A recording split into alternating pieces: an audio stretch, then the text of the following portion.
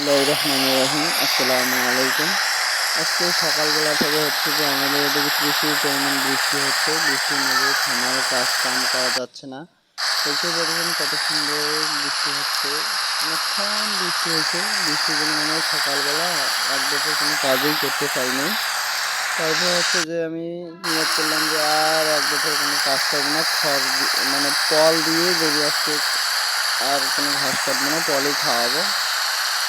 তারপর এই কথা সেই কাজ বিকালবেলার দিকে ঘাস কাটে খাওয়াইছি গরুকে। তার আগে আমি ঘর থেকে এটা হচ্ছে ভিডিও করছি, মানে বাইরে দেখতে পেরেছেন এত পরিমাণ বৃষ্টি, আর বৃষ্টি এত মানে তেজ বলার বাইরে।